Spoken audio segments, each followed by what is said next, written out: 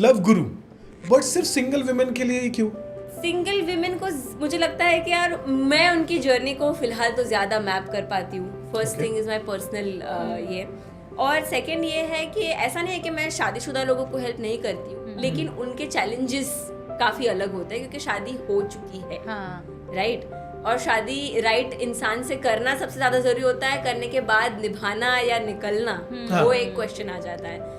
तो it's a very different thing and I help both, but primarily मुझे ये suit ज़्यादा करता है. कोई और उसमें रीज़न ही नहीं है. ऐसा कोई रीजन नहीं था? नहीं, ऐसा कोई रीज़न नहीं था. बट मुझे लगता है कि जो शादीशुदा होते हैं उनके बच्चे होते हैं, मेरे बच्चे नहीं है, तो शायद मैं उनके चैलेंजेस को ना समझ पाऊँ. और फिर ये कंसल्टिंग का आइडिया कौन से ईयर में आया आपको? 2023 में मैंने स्टार्ट किया. 2023 में मैंने स्टार्ट किया. अच्छा. और क्या ऐसा स्पार्क था कि इमीडिएटली नहीं अभी ये स्टार्ट करते हैं, तो उसके लिए कुछ बेसिक क्वालिफिकेशन आपने किया था? हाँ, ऑफ कोर्स. सो 2022 से इनफैक्ट मैं ये सब पढ़ाई, तो मैं साइकोलॉजी की पढ़ाई, स्पिरिचुअलिटी की पढ़ाई मैं 2020 से कर रही थी. अच्छा. ठीक है, लेकिन वो मैं पर्सनल ग्रोथ के लिए कर रही थी, खुद समझने के लिए कर रही थी. फिर 2022 में मुझे रियलाइज हुआ कि यार ये मुझे पसंद आ रहा है, मुझे ये ज़्यादा परस्यू करना है इसको आगे, और मैं ढूंढने लगी कि मैं क्या कर सकती हूँ इसके. और 2022 के एंड तक होते होते मुझे एक अच्छे से कोच मिल गए, तो उनके साथ मैंने अपनी ट्रेनिंग चालू करी. और जब भी उन्होंने बताया कि कितना बड़ा हेल्पफुल चीज़ है जो आप नोबल चीज़ कर सकते हो, and for women it's actually very useful, कि जब हमारे में ना वो नेचुरल होती है कि हमको एडवाइस देनी होती है. हाँ. वो एक नेचुरल हमारे अंदर होता है. मुफ्त की एडवाइस भी हम देते रहते हैं. तो अगर इससे पैसे भी कमा सकते हैं और किसी का भला भी कर सकते हैं, तो इससे बेटर कौन सी चीज़ हुई. और तो that really struck with me कि यार मुझे करना तो था ही, और अगर ये मुझे अच्छा रास्ता मिल रहा है कुछ अच्छा करने का, तो मुझे करना चाहिए. एंड मैं ये भी बोलूँगी कि शादी हो जाना वॉज माई बिगेस्ट एसेट. क्योंकि अगर मेरी शादी नहीं हुई रहती ना, तो मैं अभी भी सोचती कि नहीं फिर मुझसे शादी कौन करेगा, फिर तो मैं कमा नहीं रही हूँ, फिर तो मैं मैं सीए हूँ ये वो. लेकिन क्योंकि मेरी शादी हो चुकी थी, तो मेरे हस्बैंड का सपोर्ट, मेरे इन लॉज का सपोर्ट, मेरे मॉम डैड भी मेरे सपोर्ट में थे, वरना उनको भी डर लगा रहता था कि अरे कौन शादी करेगा इससे. तो वो सारी चीज़ें निकल गई थी आउट ऑफ द पिक्चर. तो मुझे तो लगता है कि मेरी शादी होना वॉज माई बिगेस्ट एसेट. नहीं, ये बहुत अच्छा था ना, बिकॉज एक डेटिंग एक्सपर्ट, लव गुरु. इमेजिन करो ना, और उसकी शादी ही नहीं हुई, तो फिर सामने वाला भी उसके ऊपर कितना भरोसा कर सकता है ना. करेक्ट.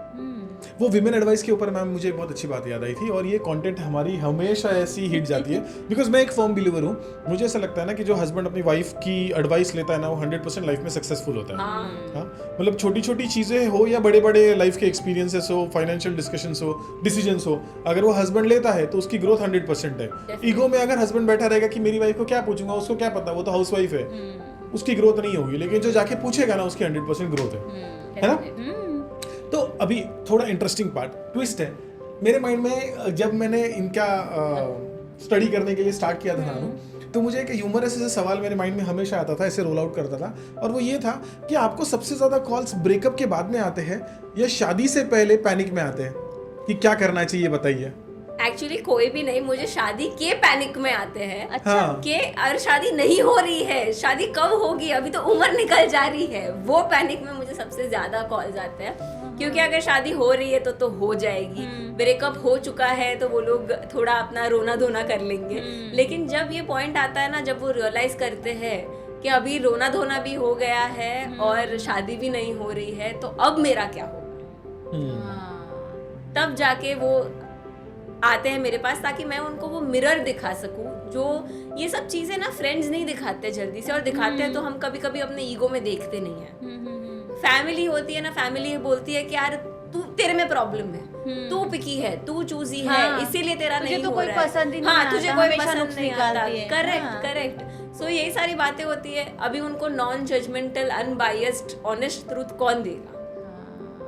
तो तब जाके उनको लगता है कि नहीं, इनको शायद नॉलेज भी है, तो वो एंगल भी आ जाता है. क्योंकि लड़कियां पढ़ी लिखी है ना, ऐसा नहीं है कि वो भी किसी की भी बात मान लेगी. इतना इन्फॉर्मेशन, इतना नॉलेज, इतना खुद का पढ़ाई, वो किसी की भी बात नहीं मानती है. तो now they need someone professional, someone expert on the subject, जो उनको हेल्प कर सके. बट ये एक्सेप्टेंस लेवल है कि मुझे किसी डेटिंग या लव गुरु के पास में जाना है और उससे मुझे एक्सपर्ट एडवाइस लेनी है, ऐसा एक्सेप्टेंस लेवल है? देखो, आई वुड स्टिल से कि कम है. क्योंकि जो भी मेरे पास आता है, कितने भी एज का हो, बेचारा थोड़ा सा तो घबराया हुआ ही रहता है कि मैं पहली बार कर रही हूँ, ये कैसा होगा। कुछ कुछ लोग होते हैं जो काफ़ी थेरेपी लेके आते हैं, तो उनको पता होता है कि चलो है ये सारे प्रॉब्लम्स मेरे साथ, अभी ये एरिया पे फोकस करना है, तो स्पेशलाइज जाते हैं। लेकिन हाँ, वो एक्सेप्टेंस अभी इंडिया में आने में टाइम लगेगा। अगर वेस्टर्न कंट्रीज में देखने जाए तो अभी ये तो हॉट मार्केट है उनके लिए वहाँ पे, डेटिंग का, रिलेशनशिप्स का। But when it comes to India, अभी धीरे धीरे हमको आदत नहीं है ना, जैसे 2020 तक हमको थेरेपी की आदत नहीं थी। आज हर कोई थेरेपी का इम्पोर्टेंस समझता है, राइट? exactly. तो वैसे इसमें भी थोड़ा एक्सेप्टेंस आने में टाइम लगेगा, लेकिन आते हैं।